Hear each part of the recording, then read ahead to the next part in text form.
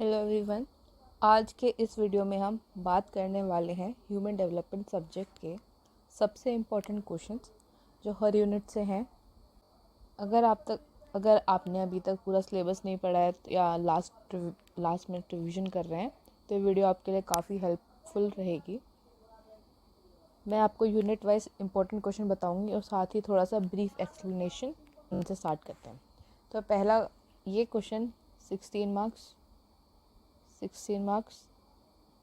ये 3 question 16 marks में आने का चांस रहता है। तो पहला क्वेश्चन है कि मानव विकास या ह्यूमन डेवलपमेंट के सिद्धांत प्रिंसिपल्स बताने। तो फर्स्ट है मानव विकास के प्रमुख सिद्धांत और अवधारणाएं, principles and concepts of human development.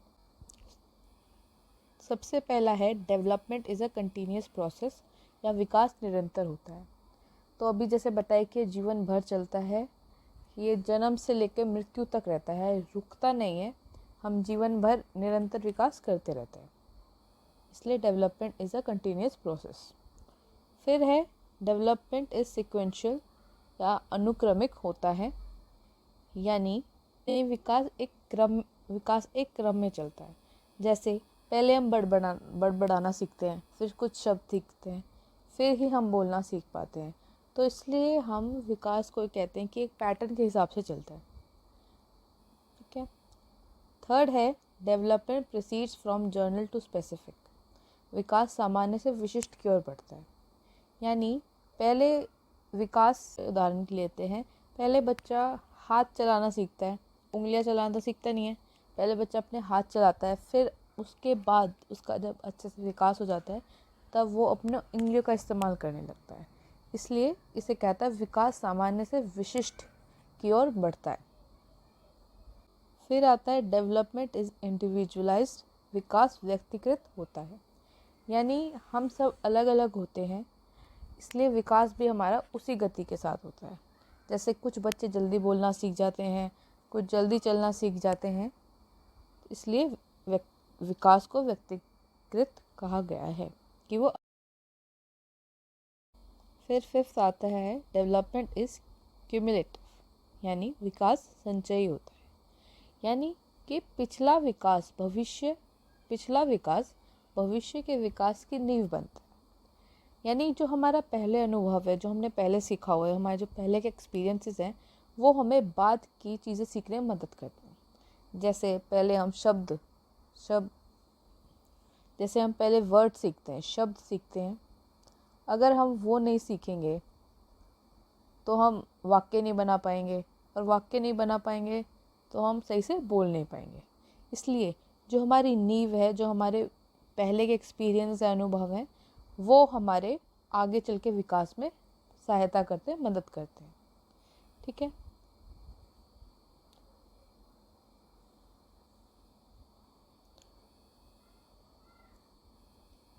फिर आता है डेवलपमेंट इज प्रिडिक्टेबल, यानी विकास अनुमानित होता है।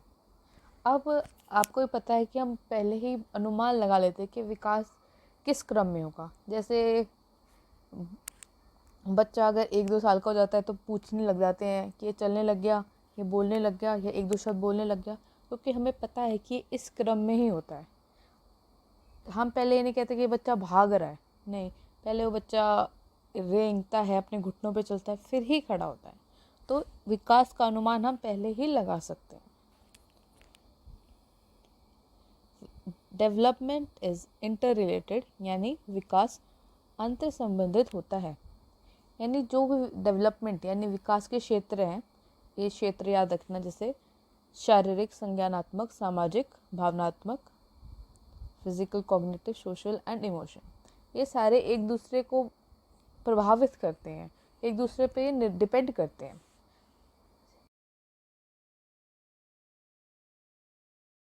फिर आता है ninth, development proceeds for cephalocaudal and proximodistal. एक तरीके से एक दिशाएं हैं। सिफेलोकॉर्डल क्या होता है कि विकास सिफेलोकॉर्डल होता है सर से शुरू होता है, यानी बच्चा पहले अपनी गर्दन हिलाता है, फिर धीरे धीरे फिर हाथ हिलाता है, फिर पैर, तो यानी विकास इस दिशा में होता है। दूसरा वर्ड है प्रॉक्सिमो डिस्टल। प्रॉक्सिमल डिस्टल का क्या है कि ये सेंटर से यानी यहाँ से शुरू होता है, फिर ये बाहर की तरफ जाता है। यानी हम पहले अपने हाथ चलाना सीखते हैं, फिर उंगलियां चलाना सीखते हैं। अब सिफेलोकॉर्डल अगर सिफेलोकॉर्डल याद ना रहता तो सी से सर याद रख लेना, यानी सर से पैर तक। प्रॉक्सिमल डिस्टल में एक्स का। फिर आता है 10th, development is a product of interaction of heredity and environment. विकास आनुवंशिकता और पर्यावरण की अंतक्रिया का परिणाम है। तो ये एक आगे क्वेश्चन भी आता है 4 मार्क्स में, नेचर वर्सेस नर्चर।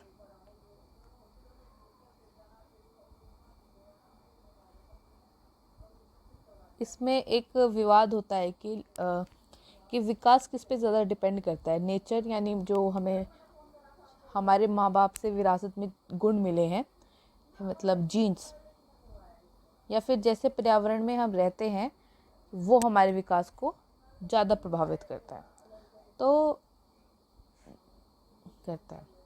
तो विकास इन दोनों का ही प्रोडक्ट है, मतलब विकास इन दोनों के वजह से ही होता है।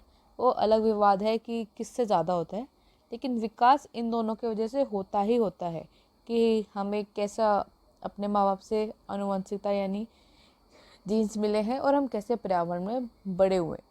ठीक है, तो ये डेवलपमेंट यानी विकास को बहुत प्रभावित करते हैं। तो ये 10 इजी से सिद्धांत अवधारणाएं आ जाते हैं पेपर में कभी कभी। कंपेयर एंड कंट्रास्ट पियाजे और वाइगोट्स्की की थ्योरी। अब भाई ये अगर तो ह्यूमन डेवलपमेंट के में पियाजे और वाइगोट्स्की बहुत इंपॉर्टेंट होते हैं। जब तक आप टीचिंग लाइन में है, सीटेट वगैरह एस्टेट देंगे, इन दोनों का नाम आप देखेंगे ही देखेंगे। ठीक है, तो एक एरिक एरिक्सन की भी है, अगर आपको टाइम मिले तो पढ़ लेना, वरना ना मिले तो कोई प्रॉब्लम नहीं है। पढ़ लो तो अच्छी बात है, ना पढ़ो तो भी कोई दिक्कत नहीं है। तो इसमें क्वेश्चन है कि अब उन पे पियाजे वाइगोट्स्की के जो विकास के सिद्धांत है उनको कंपेयर करना है, तुलना करनी है। पर उसके पहले आपको पता होना चाहिए कि पियाजे वाइगोट्स्की की थ्योरी क्या है। बहुत ही ईजी। तो पियाजे की थ्योरी, तो पहली स्टेज है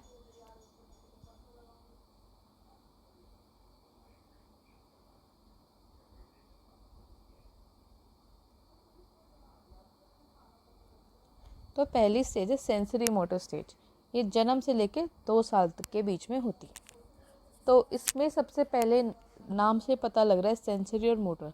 सेंसेस यानी इंद्रियां होती हैं।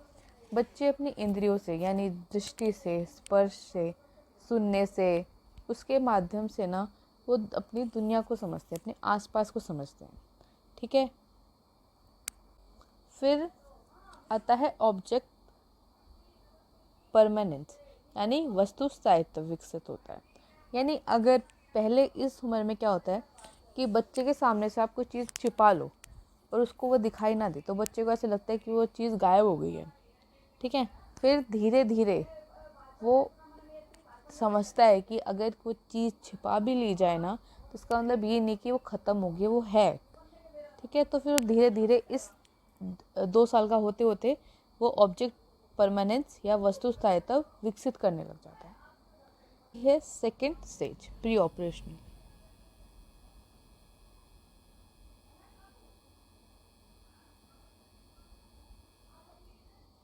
तो ये होती है 2 से 7 साल की।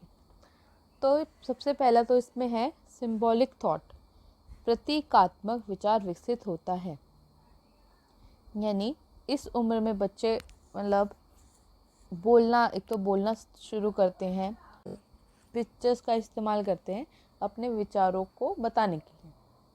ठीक है, फिर आता है आत्म केंद्रण या ईगोसेंट्रिज्म। यानी इस पड़ाव पे बच्चों को सिर्फ अपनी बात समझ आती है, औरों की नहीं आती। एक इसका उदाहरण ये है कि अगर आप बच्चों के साथ छुपन छिपाई खेलते हैं, ठीक है, और तो वो अपनी आंखें बंद कर लेता है, उसे लगता है कि सब गायब हो गया, उसको ऐसा लगता है, लेकिन ऐसा होता नहीं है क्योंकि उसको दूसरा कैसे सोचता है उसे समझ नहीं आता। फिर आता है सेंट्रेशन, केंद्रण। बस वही सेम चीज़ है कि उन्हें कि वो इसमें भी बच्चा सिर्फ उस स्थिति को एक तरीके सोचता है और दूसरों का नज़रिया नहीं देख पाता।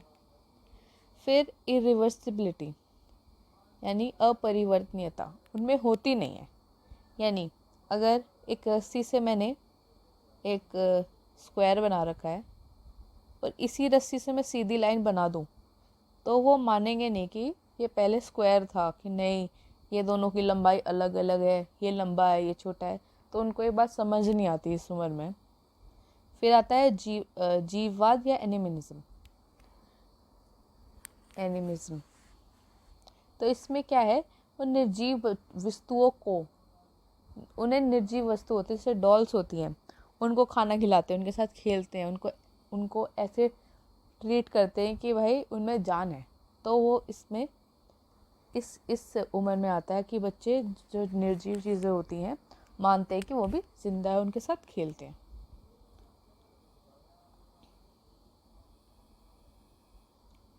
फिर आती है थर्ड स्टेज, कॉन्क्रीट।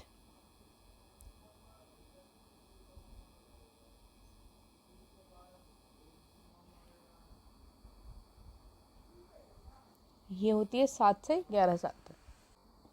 अब इस उम्र में क्या है, बच्चा थोड़ा सा ना लॉजिक, थोड़ा दिमाग, तर्क वर्क समझने लगता है। ठीक है, वो अब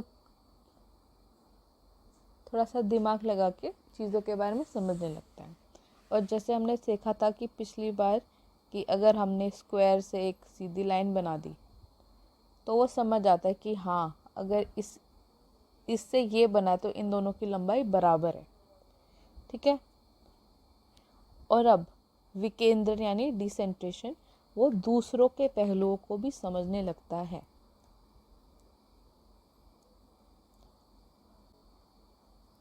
ठीक है, इसमें यही मेन बात है।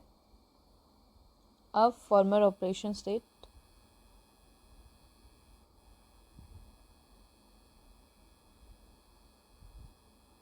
ये होती है 11 से 18 तक मानते हैं। तो अब क्या है, तो इसमें बच्चा एब्स्ट्रैक्ट एंड हाइपोथेटिकल थिंकिंग, अमूर्त और परिकल्पना सोच सकता है। ठीक है। और एक और चीज़ है, वो प्रॉब्लम सॉल्व, मतलब समस्या का समाधान निकालने लग जाते हैं। और फिर आता है मेटाकॉग्निशन, यानी वो ये सोचता है कि वो ये भी सोचने लग जाता है कि वो सोच कैसे रहा है, मतलब सोचने के बारे में सोचना।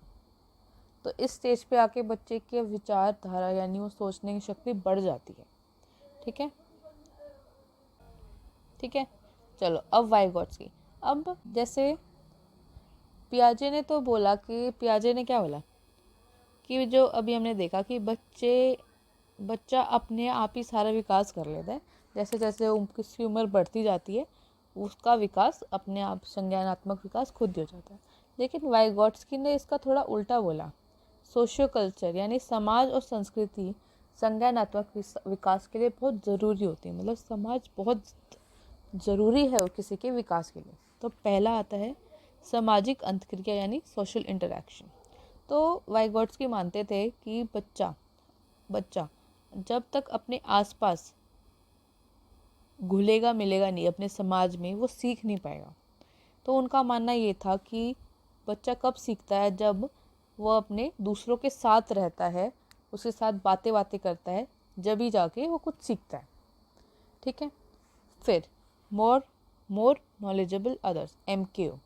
तो वाइगॉट्स्की का ये मानना था कि अपने से ज़्यादा समझदार, ठीक है, जैसे अपने से, कि बच्चा ना अगर अपने से समझदार इंसान या अपने से बड़े के साथ हो तो उससे वो बहुत कुछ सीखता है, मतलब वो सिखाने के लिए बहुत ज़रूरी है। जैसे कोई बड़ा भाई बहन होता है, वो सिखा दे कुछ भी, खेलना सिखा दे, पढ़ना सिखा दे, तो किसी और का होना ज़रूरी होता है जो हमसे ज़्यादा जानता है। ठीक है। फिर ZPD, वाइगॉट्स्की बोलते हैं कि बच्चा, ठीक है, किसी MKO मतलब कोई समझदार इंसान की मदद से वो सीख सकता है जो उसको नहीं आता। ठीक है। यानी कार्य की वह श्रेणी जिन्हें एक सीखने वाला एमकेओ के मार्गदर्शन और सहायता से पूरा कर सकता है। यानी कोई कुछ ज़्यादा ही मुश्किल हो, फिर एक एमकेओ आए एक बच्चे से, फिर वो सीख जाए। तो उन्होंने ये बताया था। ठीक है, फिर उन्होंने बात की थी स्कैफोल्डिंग की या मचान की। यानी कोई जो ज़्यादा होशियार इंसान है यानी एमकेओ, वो उस बच्चे की मदद करता है उसे सिखाने में। जैसे आपने बचपन में देखा होगा कि यानी सीखते टाइम बच्चे की सहायता कर, उसे सारा कुछ सिखा नहीं देना चाहिए, उसको सहायता करनी चाहिए। काम तो वो करेगा लेकिन कोई धीरे धीरे उसकी सहायता करेगा।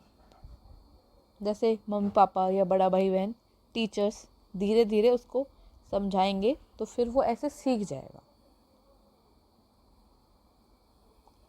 और वाइगोट्स्की ने भाषा और विचार को, यानी लैंग्वेज ऑफ थॉट को बहुत ही महत्वपूर्ण कहा है कि भाषा से बच्चा, जो भाषा होती है वो बच्चे के सोचने में, विचारने में बहुत ही ज़रूरी होती है। और भाषा ही होती है जिसके वो एक दूसरे से बात कर सकता है। इसलिए उनके हिसाब से भाषा और विचार बहुत ज़रूरी थे बच्चे के सीखने में। फिर था कल्चरल टूल्स, सांस्कृतिक उपकरण। तो उनका मानना था जो बच्चे की जो कि हर कल्चर में कुछ स्पेसिफिक टूल्स होते हैं, रिसोर्स होते हैं जिनसे बच्चा बेहतर सीख पाता है, उनकी सोचने की शक्ति बढ़ती है। अब कुछ टूल्स हो सकते हैं किसी समाज के, क्या बुक्स हो सकती हैं, कोई भाषा होती है। तो ये उसी तरीके से बच्चे का विकास करने में मदद करती हैं। और वो समाज में है तो औरों से बातचीत भी करेगा, तो इससे उसकी सोचने की शक्ति भी बढ़ती है। ठीक है, अब इनको कंपेयर करते हैं कि मतलब पियाजे और इन दोनों की। तो भाई सबसे पहले तो पियाजे और वाइगोट्स्की कंपेयर करते हैं। तो सबसे पहले तो वो लोग ज्ञान कैसे निर्माण करते हैं। तो जीन पियाजे के हिसाब से बच्चा खुद ही अपना दुनिया में रहकर, दूसरों से बातचीत करके, पर्यावरण में रहकर अपने आप ही अपने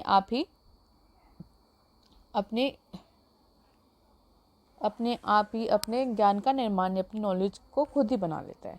पियाजे उन्हें लिटिल साइंटिस्ट यानी छोटा वैज्ञानिक भी कहते थे। लेकिन वाइगोट्स्की कहता है कि नहीं, जो बच्चे का सोचने का विकास होता है वो समाज के कारण होता है, जैसे उनके साथ रहता है, अंतक्रिया करता है, इस कारण होता है। ठीक है, फिर आता है विकास की प्रकृति, नेचर ऑफ डेवलपमेंट। अब पियाजे ने तो 4 स्टेज दे दी थी बस। अब वो पैदा होने से लेकर 18 साल तक ही विकास होता है उसका, और ये फिक्स है, बदलेगा नहीं। लेकिन वाइगोट्स्की कहते हैं कि वाइगोट्स्की कहते हैं कि ये विकास निरंतर प्रक्रिया करता रहता है, मतलब निरंतर चलता रहता है, ऐसे रुक नहीं जाता 18 साल के बाद। ठीक है, फिर भाषा की भूमिका। अब पियाजे कहते हैं कि भाषा विचार के बाद विकसित होती है, आत्म के। लेकिन वाइगोट्स्की भाषा और विचार को बहुत महत्वपूर्ण बताते हैं। कहते हैं कि इन्हीं से ही, जो हमारे विचार, हमारी भाषा है, उसी से ही हमारा डेवलपमेंट यानी विकास होता है। अब पियाजे बोलते हैं कि टीचर की क्या रोल होना चाहिए क्लास में।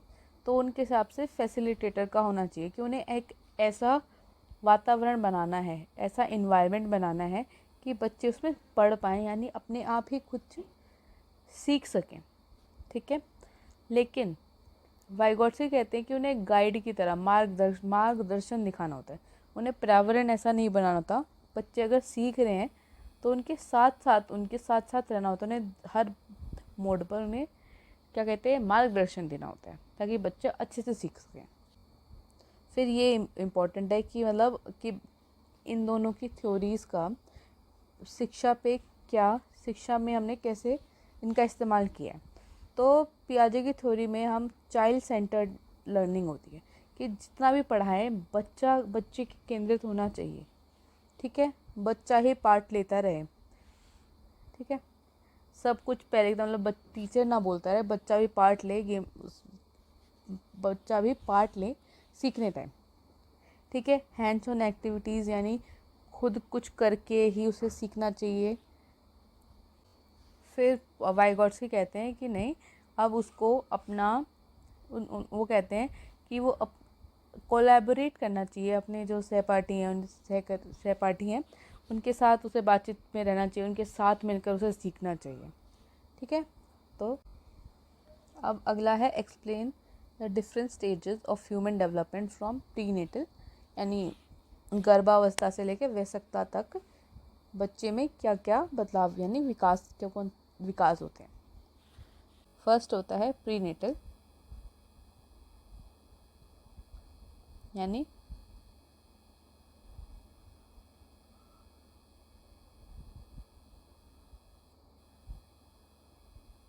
गर्भकालीन। तो इसके अंदर आप लिख सकते हैं, तो ये वो अवस्था होती है जब शिशु माँ के गर्भ में होता है। तो इसमें शारीरिक संरचना, अंगों का विकास होता है, ये सब इसमें वो सब आता है। ठीक है, सेकंड आता है इन्फेंसी यानी शिशावस्था।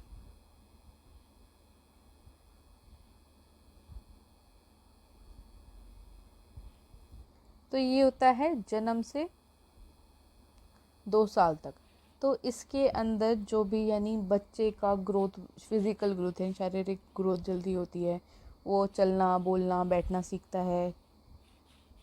ठीक है, इसमें ये सब लिखना है। थर्ड आता है अर्ली चाइल्डहुड। अर्ली चाइल्ड है अर्ली चाइल्डहुड यानी प्रारंभिक बाल्यावस्था, ये होती है 2 से 6 वर्ष तक। तो इसमें बच्चा उसके बोलने का विकास होता है, उसकी कैसे सोचता है उसका विकास होता है, वो नए नए दोस्त बनाना सीखता है इसमें। फिर अर्ली चाइल्डहुड और मिडिल चाइल्डहुड मध्य बाल्यावस्था, ये 6 से 11 साल तक होती है।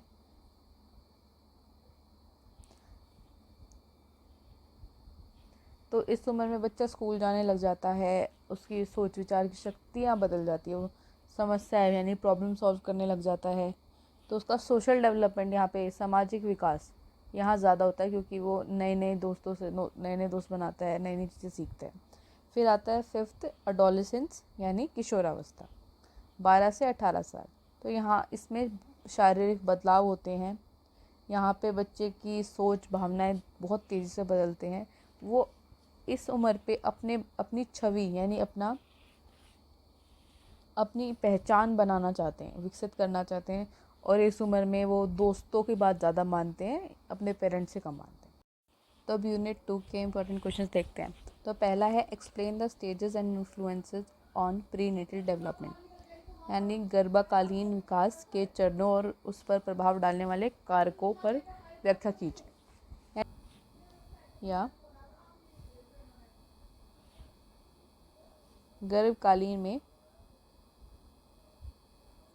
3 चरण होते हैं, इनको इतना डिटेल में पढ़ने की ज़रूरत नहीं है, पर बस थोड़ा सा याद रख लीजिए। 3 स्टेजेस होते हैं, इंग्लिश और हिंदी में उन्हें सेम ही बोलते हैं। तो जर्मिनल, तो हिंदी और इंग्लिश में उन्हें सेम ही बोलते हैं। तो पहली स्टेज होती है जर्मिनल स्टेज। दूसरा एम्ब्रोनिक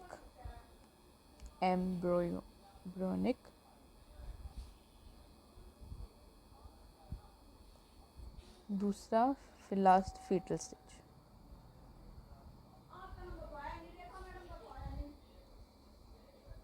तो जर्मिनल स्टेज होता है निषेचन यानी फर्टिलाइजेशन। निषेचन आपने 8 तक शायद 10 तक पढ़ा होगा। फर्टिलाइजेशन क्या होता है? जब स्पर्म ऐसे होता है, जब स्पर्म और एग ये दोनों मिलते हैं तो फिर ये जब दोनों मिलते हैं तो उस आपने इनिशिएशन ऑफ फर्टिलाइजेशन के बारे में 8th क्लास में कहीं पढ़ा होगा। यानी उसमें शुक्राणु यानी स्पर्म और एग जब मिलते हैं तो फर्टिलाइजेशन होती है, क्योंकि उसमें एक नई कोशिका बनती है। ठीक है, इतना साइंस में जाने की ज़रूरत नहीं है। तो बस इतना याद रख लेना कि जर्मिनल स्टेज पे निषेचन की क्रिया होती है। ठीक है, फिर उससे कोशिका बनती है, फिर वो आगे विभाजित यानी डिवाइड होना स्टार्ट कर देती है।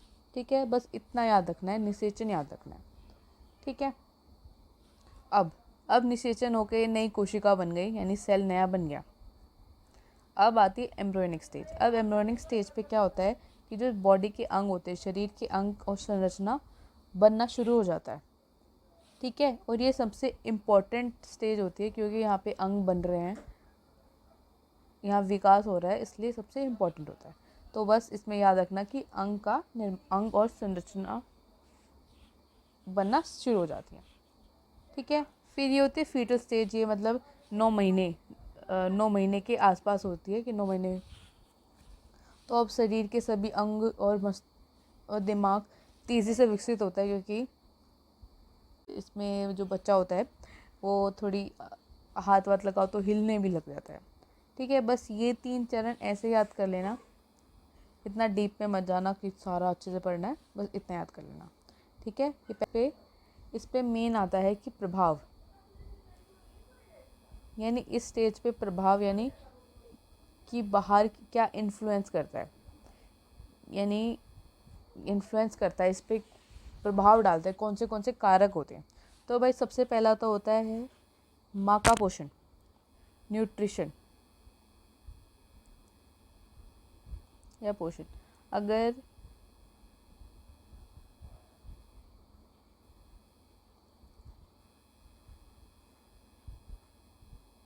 तो फर्स्ट होता है न्यूट्रिशन या पोषण माँ का।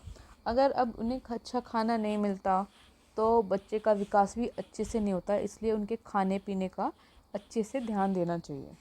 दूसरा होता है कि उनके मानसिक स्थिति,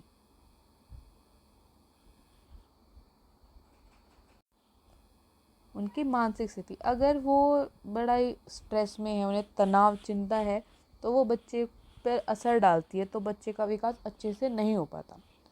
तीसरा होता है कि अगर अल्कोहल ड्रग्स वगैरह इस्तेमाल करती हैं तो बच्चे पे फिर फ़र्क पड़ता है। फोर्थ आता है कि कोई उन्हें बीमारी हो, पहले से बीमारियां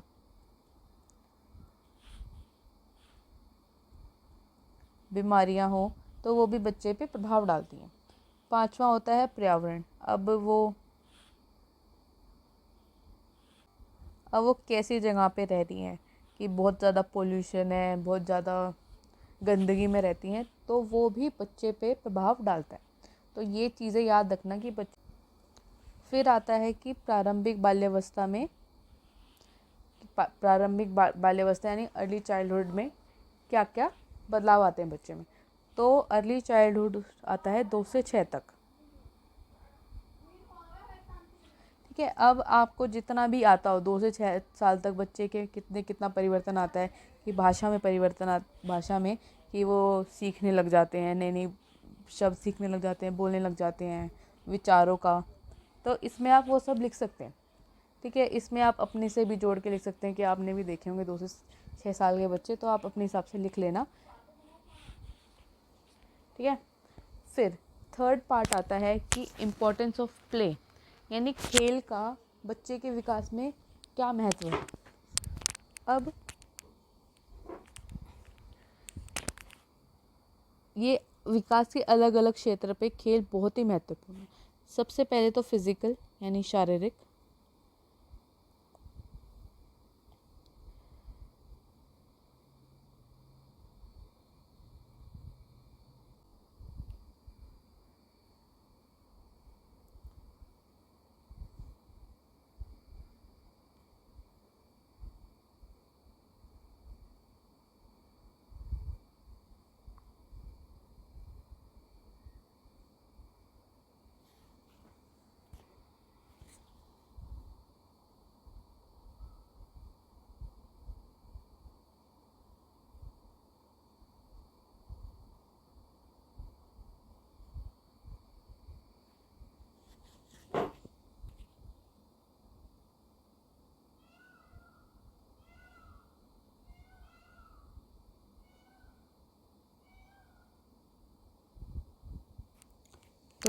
इसमें खेल कैसे कैसे बच्चे के विकास में मदद करता है।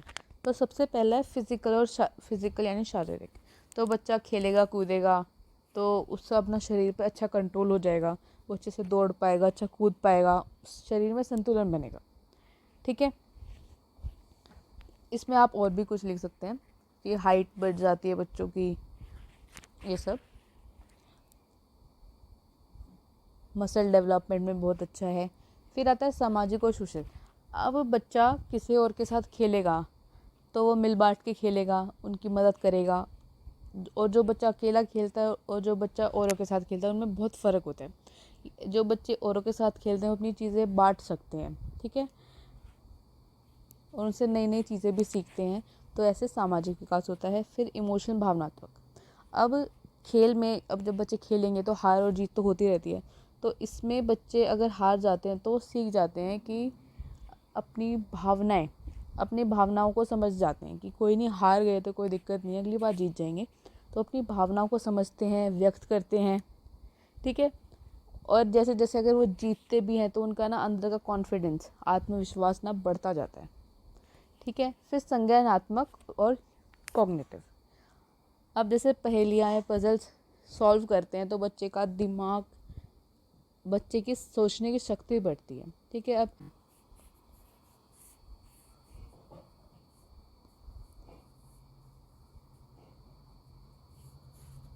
फिर आता है describe the neuro perceptual development of infants, यानी शिशु के स्नायविक और संवेदी बोधात्मक विकास का वर्णन कीजिए। तो ये इजी सा है, इसमें कुछ नहीं है। तो इसमें ये है कि बच्चा जो शिशु होता है वो अपनी इंद्रियों से यानी सेंसेस से दुनिया को कैसे समझता है, कैसे अनुभव करता है और उसकी जानकारी लेता है। तो अपनी सेंसेस कौन सी होती है? विजन, ठीक है। तो इसमें जैसे अपने इंद्रियों से, अपने सेंसेस से कैसे सीखता है? विजन। इस उम्र में बच्चों की नज़रें धुंधली तो होती हैं लेकिन वो चेहरे समझने लग जाता है, उन्हें देखने समझने लग जाता है, ठीक है। फिर सुनता है वो, जैसे बच्चे अपनी माँ की आवाज़ पहचान लेते हैं तो वो कह सकते हैं कि श्रवण, सुनने से बच्चा अपने आसपास की दुनिया को देखता है। अब टच। अब बच्चा जो भी चीज़ होता है उसे हाथ लगा के ज़रूर देखता है, तो वो देख रहा होता है कि ये होता क्या है। फिर आता है मोटर रिफ्लेक्स, हिंदी में भी यही बोलेंगे। मोटर रिफ्लेक्स यानी वो अपने हाथ पैर चला के अब जो भी चीज़ है उसे पकड़ लेगा या तो उसे मुंह में डाल देगा, तो इससे वो सीखता है कि ये क्या चीज़ है, ठीक है। तो ये सभी वो अपनी सेंसेस यानी इंद्रियों का इस्तेमाल करके अपने आसपास का अनुभव करता है, ठीक है।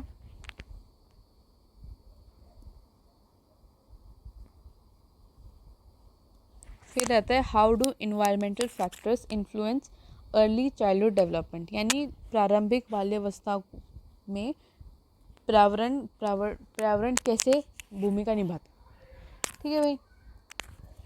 अब घर का वातावरण।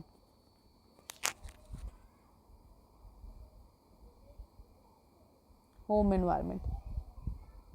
अब घर का एनवायरनमेंट अच्छा है तो बच्चे को अच्छी चीज़ें समझ आती हैं। अब घर में सब लड़ते रहते हैं तो उनका भी दिमाग उसी प्रकार विकसित होता है कि हर जगह लड़ते ही रहते होंगे, ये सब, ठीक है। फिर आता है पोषण यानी न्यूट्रिशन। अब बच्चे को अच्छा खाने को मिलेगा तो उसकी अच्छा विकास होगा। अगर उसे समय पे खाना नहीं मिलेगा तो उसका उतना अच्छा विकास होगा नहीं। फिर उसके आर्थिक स्थिति यानी इकोनॉमिक स्टेटस। अब जो अमीर घर से आते हैं उन्हें अच्छी शिक्षा मिलती है, उन्हें अच्छी अवसर मिलते हैं। लेकिन जो गरीब घरों से आते हैं तो उनकी शिक्षा में भी फ़र्क होता है और उनके अवसरों में भी फ़र्क होता है। तो ये बच्चे के विकास पर प्रभाव डालती है। सोसाइटी यानी समाज, वो कैसी जगह रहता है उस पर प्रभाव डालती है। अगर अच्छे समाज में रहते तो अच्छी बातें सीखता है, लेकिन अगर फॉर एग्ज़ाम्पल अच्छी जगह नहीं रहता तो अच्छी बातें नहीं सीखता। फिर ये एप्गार स्कोर, ये 4 मार्क्स का कभी कभी आ जाता है, तो कुछ नहीं है, इजी सा है एप्गार। कि जब बच्चा पैदा होता है ना तो 1 से 5 मिनट के अंदर ना उसका एक टेस्ट होता है, ये देखने के लिए कि उसका हेल्थ कैसे है। तो एपगार की फुल फॉर्म याद कर लेना है कि पहला तो होता है अपीयरेंस, यानी उसका स्किन कलर, त्वचा का रंग कैसा है, नीला तो नहीं है, ये सब चेक किया जाता है और पॉइंट्स दिए जाते हैं इसको।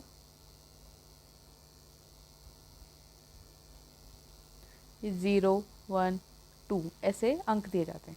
फिर आता है पल्स, फिर उसकी धड़कनें देखी जाती है कि हृदय की गति कैसी है।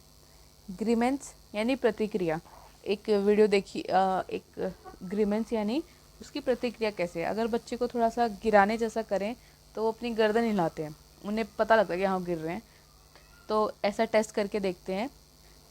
और कुछ आवाज़ करके देखते हैं, तो ये देखने के लिए बच्चे को सुनाई दे रहा है कि नहीं दे रहा।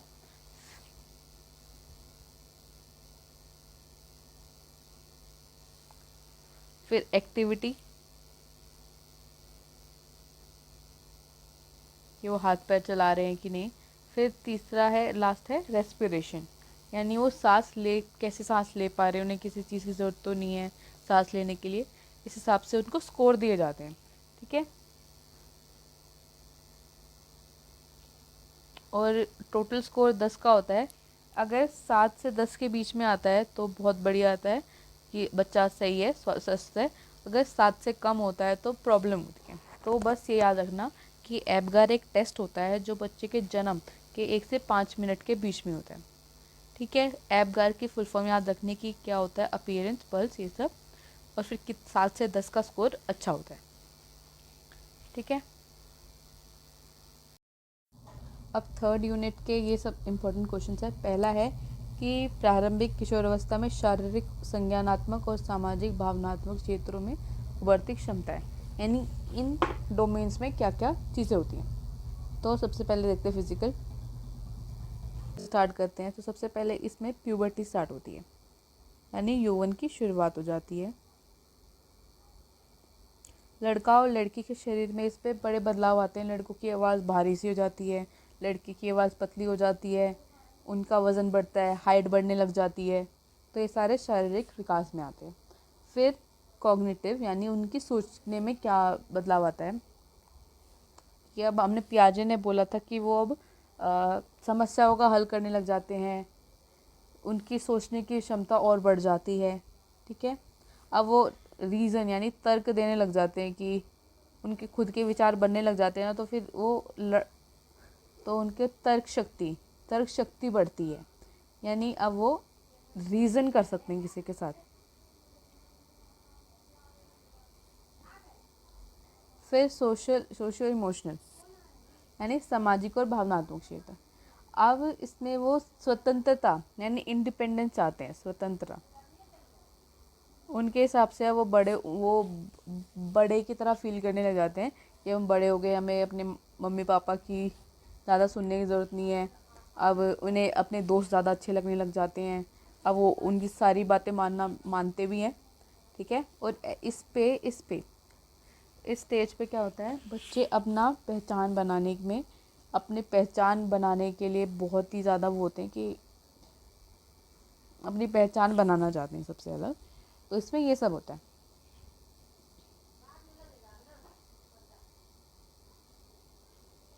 फिर आता है explain the issues related to puberty and gender development, यानी यौवन और लैंगिक विकास से रिलेटेड उस पर कोई मुद्दे, ठीक है। जो प्यूबर्टी है, आपको पता है, प्यूबर्टी पढ़ा होगा आपने। प्यूबर्टी में अचानक से ना शरीर में यानी बॉडी में चेंज आने लग जाते हैं, तो हॉर्मोन्स, बॉडी चेंज होने लग जाती है। कुछ बच्चों को अपनी आवाज़ पसंद नहीं आती, जैसे वो हाइट बढ़ रही होती है, उनका वेट बढ़ रहा होता है, उन्हें तो परेशानी होती है। तो वो अपनी जो छवि होती है ना, उसको लेकर बड़ा ही अजीब फील करते हैं, उन्हें बड़ी दिक्कत होती है खुद के साथ ही, बड़ा उन्हें शर्म वगैरह भी आने लग जाती है, ठीक है। फिर आता है जेंडर डेवलपमेंट, यानी लैंगिक विकास।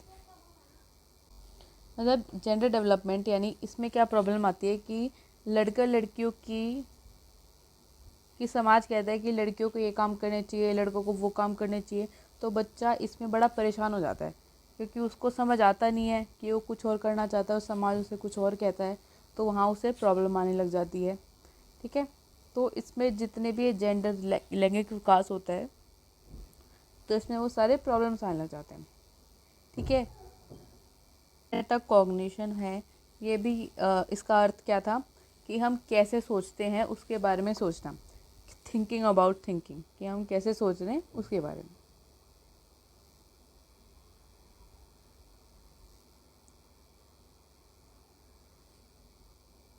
तो इसमें हम क्या करते हैं, जो हम कैसे सोचते हैं, अपनी सोचने की प्रक्रिया को समझते हैं। ठीक है, फिर हम देखते हैं कि हम सही सोच रहे हैं कि नहीं सोच रहे, फिर उसमें बदलाव करते हैं। ठीक है, तो ये बहुत ज़रूरी होता है, क्योंकि ये प्रॉब्लम सॉल्विंग यानी किसी समस्या को सुलझाने में मदद करता है। क्योंकि अगर हम देख लेंगे कि हम यहाँ पे गलत सोच रहे हैं, तो वो मदद करता है। ठीक है, तो इसमें मेटाकॉग्निशन में बस यही है इतना, और अगर और डिटेल में पढ़ना है तो नोट्स चेक कर लेना आप। तो मेटाकॉग्निशन में बस यही है कि हम कैसे सोचते हैं उसके बारे में सोचते हैं, कि उसमें बदलाव करना है तो वो कैसे बदलाव करें। ठीक है, फिर तो ये लास्ट यूनिट है कि discuss psychological wellbeing and life skills necessary for independent living, यानी मनोवैज्ञानिक कल्याण और स्वतंत्र जीवन के लिए आवश्यक जीवन कौशलों पर चर्चा करें। सबसे पहले उससे समझने के लिए साइकोलॉजिकल वेलबींग यानी मनोवैज्ञानिक कल्याण क्या होता है। ये मतलब ये है कि किसी इंसान का मानसिक मानसिक स्थिति सही है। कैसी है मानसिक स्थिति, मान कि किसी इंसान की मानसिक स्थिति की बात करती है। ठीक है, अब हम कैसे अपना मानसिक स्थिति सही रख सकते हैं, कि हम अपने भावों को यानी अपने इमोशंस को नियंत्रित रखें। ठीक है, ज़्यादा गुस्सा ना हो, बात बात पे रोना ना लगे। तो इससे फिर आता है कि हम अच्छे दोस्त बनाएं। ठीक है, अच्छे दोस्त बनाएंगे तो अच्छी बातें होंगी, तो हम अलग अलग नहीं रहेंगे। ठीक है, तो पॉजिटिव रिलेशनशिप्स, सकारात्मक संबंध, ऐसे दोस्तों के साथ हम अपनी प्रॉब्लम शेयर कर सकते हैं। फिर आता है कि स्ट्रेस मैनेजमेंट, यानी अगर हमें स्ट्रेस हो या कोई चिंता तनाव हो तो हम उसको संभाल लें। यानी ये सब चीज़ें आती हैं कि मानसिक रूप से सही होने में।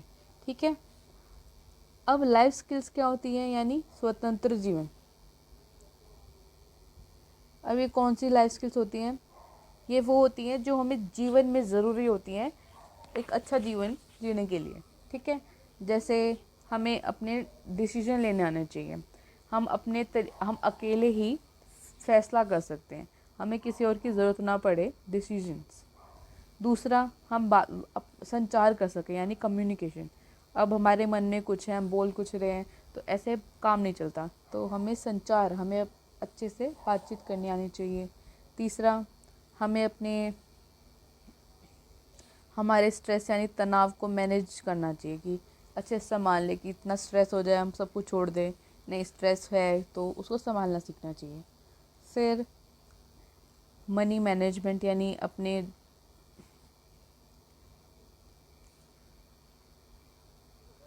अब पैसों को कैसे संभालना है, वो सब ये सब लाइफ स्किल्स में आता है। ठीक है, तो ये क्वेश्चन ये था कि इंडिपेंडेंट लिविंग यानी अकेले रहना, इंडिपेंडेंट यानी हमें किसी और की ज़रूरत ना पड़े, तो उनमें साइकोलॉजिकल वेलबींग और लाइफ स्किल क्यों ज़रूरी है। ठीक है, तो साइकोलॉजिकल वेलबींग क्या है, अपनी मानसिक स्थिति को सही रखें। ठीक है, अपने भावों को सही रखें, अपने तनाव वगैरह ज़्यादा ना होने दें, तो ये मदद करती है एक ज़िंदगी अच्छे से निकालने में। दूसरी लाइफ स्किल्स क्या हैं, जैसे अपने फैसले खुद लेना, एक दूसरे से कम्युनिकेशन अच्छा रखना, संचार करना, पैसे पैसे संभाल के रखना, तो ये एक इंडिपेंडेंट लिविंग में बहुत काम आती है। ठीक है, फिर है ये कि emerging roles and responsibilities in adulthood, यानी वयस्कता में उभरती भूमिका और जिम्मेदारी। जैसे जैसे हम बड़े होते हैं 18 साल से ऊपर, तो हमें क्या क्या रिस्पॉन्सिबिलिटी यानी हमारी क्या क्या जिम्मेदारियाँ होती हैं, सबसे पहले तो भाई जॉब, हमें एक करियर चाहिए होता है, जॉब चाहिए होती है, ये हमारी रिस्पॉन्सिबिलिटी हो जाती है, इन्हें संभालना पड़ता है क्योंकि अब हमें नौकरी शुरू करनी पड़ती है, कार्य बाहर संभालना पड़ता है। फिर आता है पारिवारिक भूमिका। अब इसमें मैरिज, बड़े होके फिर शादी के बाद पेरेंट्स बनते हैं, फिर ये सब संभालना होता है। तो बड़े होके ये सब विवाह, पालन पोषण, ये सब आ जाता है, ये रिस्पॉन्सिबिलिटी, ये भूमिका भी निभानी पड़ती है। फिर आती है एक सामाजिक भूमिका, कि हम समाज में कैसे नागरिक हैं, समाज में हम कुछ भागीदारी निभा रहे हैं कि नहीं निभा रहे, यानी सोसाइटी में कैसे रहते हैं। फिर फोर्थ आता है कि फाइनेंशियल, यानी कि हम कितना कमा रहे हैं, हम बचत कर पा रहे हैं कि नहीं, ये सारी जिम्मेदारियाँ होती हैं।